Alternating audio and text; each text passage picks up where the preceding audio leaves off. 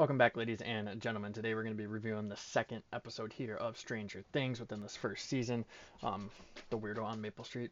Essentially, this is just following up the first episode here where we see Mike and his friends kind of talking to Eleven, trying to figure out what they need to do and what steps to take next because they don't know if they should go to Mike's mom or they just leave it as is. Lucas and Dustin are both, pushing to, have Mike have her just walk around, talk to her mom, figure things out from there. But Levin doesn't want to do that. Mike kind of has a thing for her here early on, and yeah, so he doesn't follow through with that.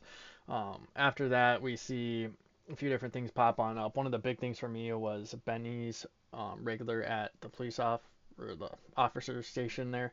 Um, and he's basically just talking to Hopper about the description of the kid because he noticed the kid as well and what you know she was wearing and the hair and all that fun stuff. Hopper thinks it could be Will, just with the shaved head, but and in the back of his head he has heard of another situation of a kid disappearing, but he wasn't too sure about that. But nonetheless, we keep going through here this episode where one of my favorite lines here within this movie is Nancy and Mike sitting at the table where Mike asks her, "So how was studying last night?" And then she responds back, "Good." And he's like, "What are you studying again?" "Human anatomy." And she kicks him, and it's just great because it's one of the funniest lines throughout the entire movie, or not the movie, the entire show here, especially in the first season.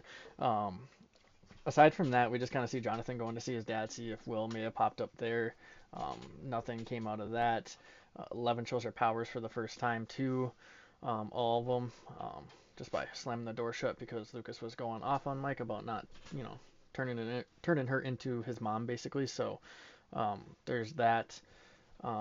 Outside of that, we just see Steve having a party at his place because his parents are gone.